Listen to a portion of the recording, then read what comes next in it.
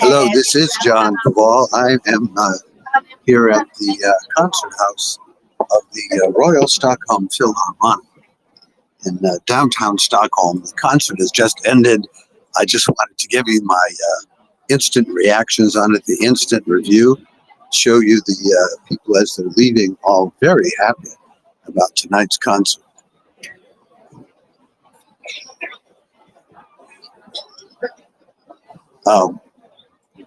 It was, well, what was really great was the third part. They did a piece by Mozart, and then they did what was supposed to be a divertimento by Bartok, which sounded so funereal. I couldn't believe that it was actually called a divertimento. Divertimento is supposed to be fun, and it was almost funereal.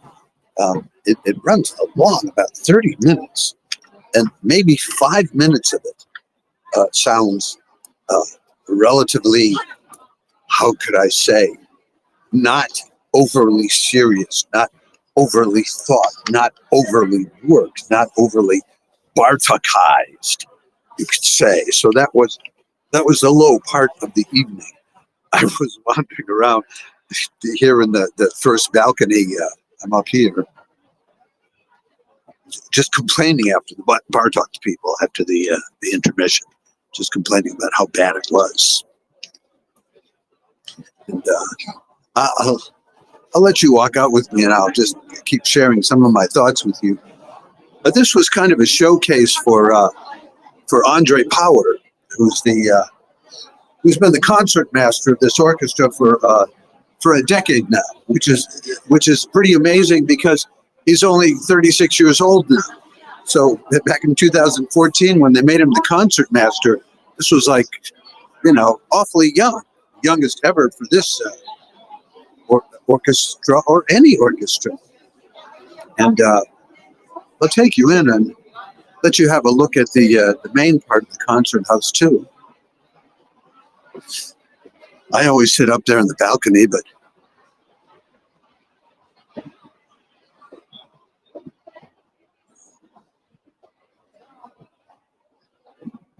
they had a million violins on stage, and which is a story in itself. But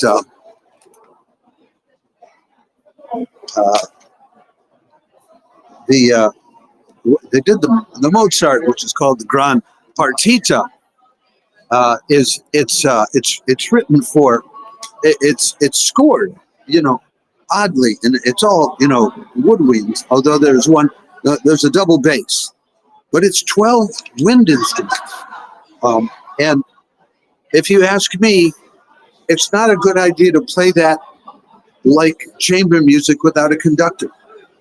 And in fact, there were people complaining that it's a piece, the Grand Partita is written 7 parts, and some of them are supposed to be faster and some of them are slower, but they all ended up being faster. And you could see that what had happened was the ensemble got caught up in the energy of the piece, which is great. I mean, it is a very energetic Mozart.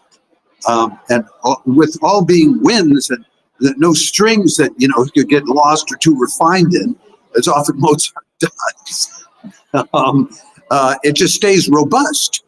But that means, and it ended, I think it's supposed to be a 47-minute piece. They ended in 42 minutes. So yeah, they rushed it. But it's a lovely piece, and it looks forward to the Tchaikovsky that they did at the end of the concert. This is very interesting to me because you read all these program notes, and they tell you that, Tchaikovsky was a great admirer of Mozart, which is, I'm not a musicologist, but that sure surprised me because I don't think their music is anything like each other. But talking about the second half of the program, I already trashed the Bartok, so we can forget about that. Talk about this Tchaikovsky piece. Now, it was composed in 1880 and performed for the first time almost right away in 1881. And on the second page of the score, Tchaikovsky wrote, the more violins you have on stage, the better. something like that. Well, they just, so I was wondering, are they going to have a lot? They packed the stage with violins and cellos and violas and basses. I mean, they had 8 basses. I didn't count how many cellos and violas they had. There were half the stage was violins. And so they just really laid it on thick. They didn't just bring in their ordinary string section of the orchestra. They brought in all their backups and substitutes. And it was absolutely glorious. They were playing this serenade by Tchaikovsky. And it's when you have that many strings and they're playing these great waves of Tchaikovsky melody, that I think the only person who matches them is maybe Brahms. It was just, it just goes right through. But here's what I noticed, that, and you can double check this for yourself if you're wondering, well, and because the critics say specifically that the first movement in this serenade by Tchaikovsky is a tribute to Mozart, right? And it's supposed to be reminiscent of Mozart. And now I understand why they played, or I think I know why they played the Mozart Grand Partita, because in the Adagio section, which is the 3rd section of Mozart Grand Partita, in the early section, you can go and listen to it. There are YouTube clips devoted just to that Adagio. Early on, there's like a 5 or 6 note sequence that you hear in the Adagio of the Grand Partita. And if you listen to the opening melody in the first movement or segment of this Tchaikovsky serenade, it's as if Tchaikovsky took that melody and just expanded it way out, filled it up, gave it, substance and resonance and wings, and just lifted it up and sailed it the way you could.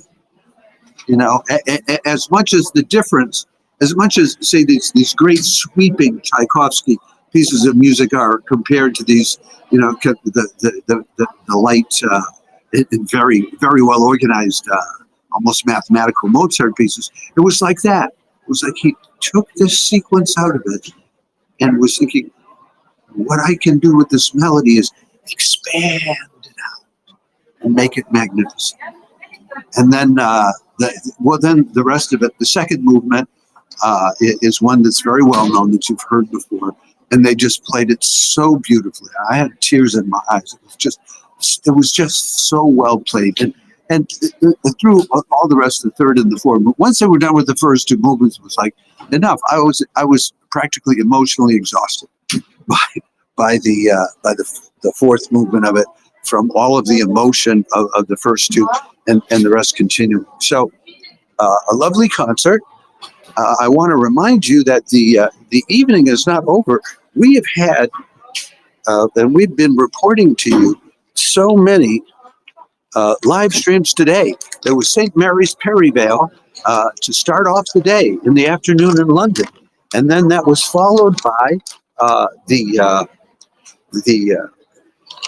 Helsinki Philharmonic doing a concert, and then that was followed by the Gotham Early Music Scene live stream of a concert which was at 1:15 on the East Coast in New York, which is where they're based, and like 7:15 here.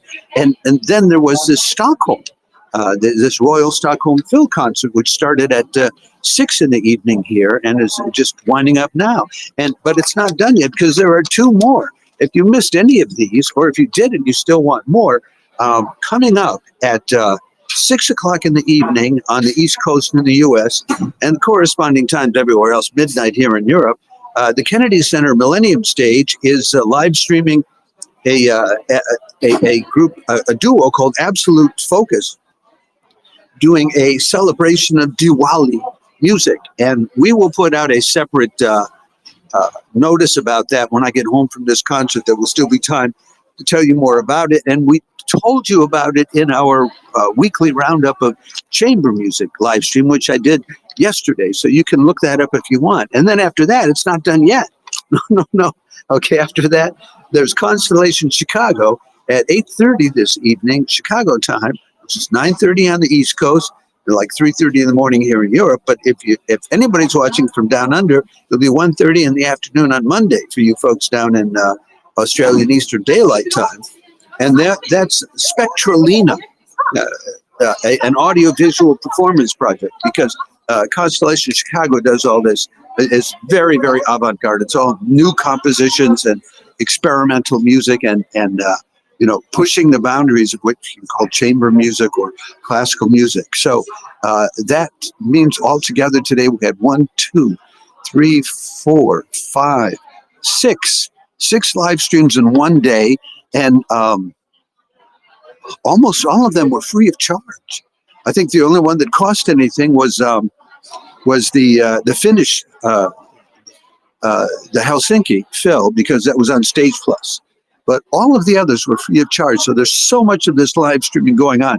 And I want to remind you one more time, when you tune into a live stream, it's not like a recording. Okay, when you tune into a recording, the performing artists aren't there. They've gone fishing, they're having lunch, they're visiting family. Who knows? There's no connection. And you're very likely just watching it by yourself. Nobody else in the world is likely to be watching it at the particular time you tuned in. So you have no connection with audience.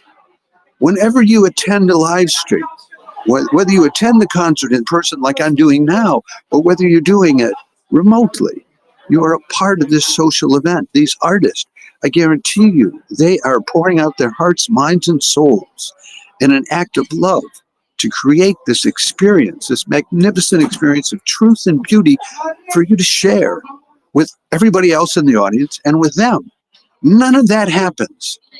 None of that happens when you're watching a recording, and that's why I'm so passionate about this Access Arts Live project. So if you attended this live stream, I hope you enjoyed it and found it as inspiring. And the Tchaikovsky was just so moving, and it was so interesting to see it after hearing the Mozart piece, where I swear Tchaikovsky found the theme for the first movement of his serenade that they played tonight. Well, look for our bulletins on the next two concerts from the Kennedy Center and from Constellation Chicago, and enjoy those if you manage to get to them. If not, I'll see you again sometime this weekend, because we have a weekend full of even more live streams coming at you. This is John Paval with Access Arts Live here at the Royal Stockholm Philharmonic Concert House after a terrific evening out.